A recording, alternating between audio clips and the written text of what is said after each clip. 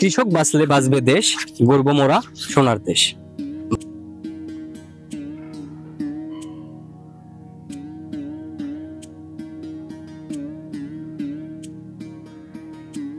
আসসালামু আলাইকুম দর্শক, আমরা আজকে এসেছি গাইবান্ধা জেলার সাদুল্লাপুর উপজেলার ৬ নং ধাপেরহাট ইউনিয়নের ধাপেরহাট থেকে মাদারগঞ্জ রোডের পূর্ব পাশে অবস্থিত সাইগারি ইসলামপুর বিস্তৃত এক ফসলের মাঠে। আপনারা দেখতেই পাচ্ছেন যতদূর চোখ যাচ্ছে শুধু আলু আর আলু।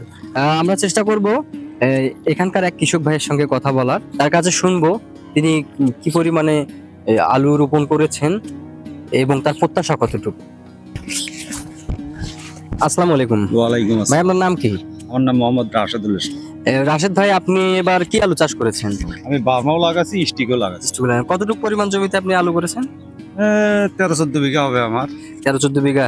অনেক জমিতে আলু চাষ করছেন, কিন্তু আপনি আমাদেরকে 1 বিঘা, আপনাদের এদিকে তো 30%তে 33-এ 1 বিঘা, আপনি ওই 1 বিঘার একটা আমাদেরকে খরচ বলেন। আপনার 1 বিঘাতে কতটুকু পরিমাণ খরচ হয়েছে? অনেক টাকা খরচ হবে, যেহেতু এবার আলুর দামটা বেশি, বীজের দামটা বেশি হয়, মানে খরচটা বেশি পড়ে গিয়েছে। সব জিনিসের দাম বেশি, সার, ওষুধ, কামলার দাম বেশি, ওইসবে অনেক টাকা খরচ হয়। এটা আপনি যদি 1 বিঘার একটা আমাদেরকে খরচটা বলতেন, আপনার কতটুকু খরচ হয়েছে?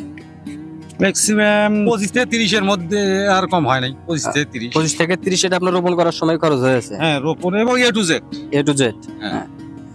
তো আপনারা এখন হচ্ছে প্রত্যাশা কি রকম, যে আপনি যে আলুটা রোপণ করেছেন, যে আলুটা চাষ করতেছেন, আপনারা কি রকম প্রত্যাশা করতেছেন, কি রকম আলু হবে? না, ওটা তো আগেই, ওটার উপরে তো করা যাবে না, কারণ স্বয়ং আল্লাহ পাকই জানে কার রেজেকে কতটুকু নাপছে, ওটা তো আমরা আগে বলতে পারবো।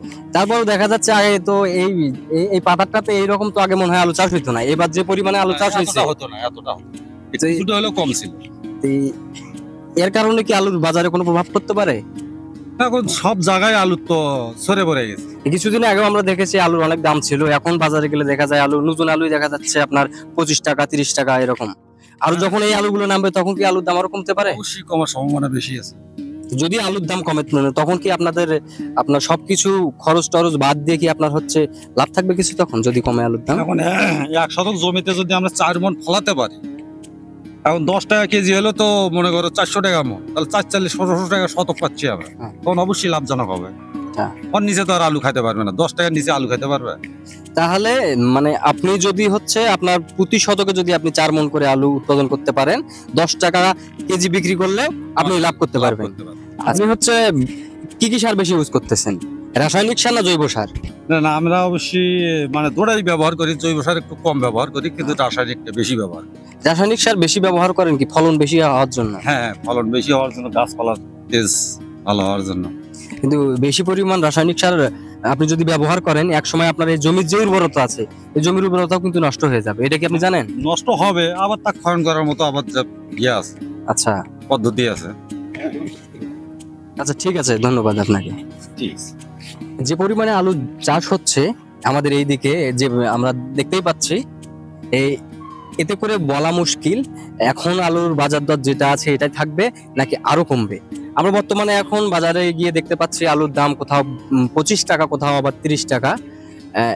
যখন সব আলু একবারে বাজারে মাঠে উঠাবে এবং বাজারে চলে আসবে, তখন বলা যাচ্ছে না দামটা কি একই থাকবে নাকি কমবে।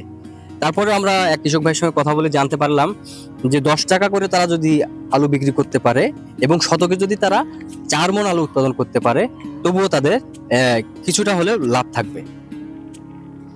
পরিশেষে বলতে চাই, রাসায়নিক সারই সেরা সমাধান নয়, জৈব সারের বিকল্প নাই।